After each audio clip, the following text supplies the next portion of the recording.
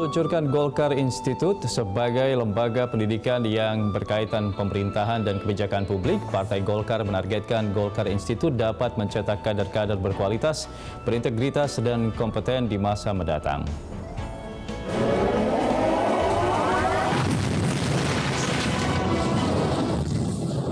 Ketua Umum Partai Golongan Karya atau Golkar, Airlangga Hartarto, resmi meluncurkan lembaga pendidikan untuk pemerintahan dan kebijakan publik bernama Golkar Institute. Ketua Umum Airlangga optimistis Golkar Institute dapat melahirkan politisi-politisi handal yang memiliki pengetahuan luas, memahami kebijakan publik, serta mempunyai jiwa pemimpin. Demi menyukseskan Golkar Institute, Ketua Umum Golkar menginstruksikan seluruh jajarannya untuk mendukung dan berpartisipasi dalam program kaderisasi Partai Golkar. Golkar Institute adalah sebuah terobosan baru. Ia adalah wujud nyata dari kesadaran kita akan pentingnya pendidikan, inovasi, dan ide untuk mendorong perkembangan partai politik dalam dinamika zaman yang terus berubah. Ia adalah tekad dan cermin dari kita untuk memajukan bangsa Indonesia lewat peranan politik yang inovatif, cerdas, kreatif, dan bermartabat. Melalui Golkar Institute kita berharap akan lahir semakin banyak lagi politisi beringin yang tangguh, tokoh-tokoh yang memiliki pengetahuan, intuisi, dan penciuman politik yang tajam, sekaligus memiliki bekal pengetahuan yang luas, kearifan jiwa yang mendalam, pemahaman kebijakan yang canggih, serta kemampuan leadership yang efektif. Kita sepenuhnya mengerti bahwa politik adalah percaturan kekuasaan. Tapi bagi Partai Golkar, kekuasaan tanpa arah bagaikan kapal yang berjalan tanpa tujuan.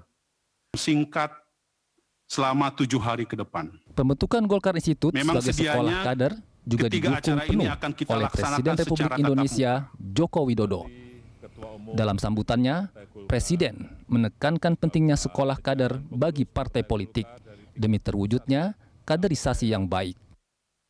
Jokowi berharap Golkar Institute dapat mencetak kader berkualitas untuk melanjutkan tongkat estafet dalam membangun bangsa.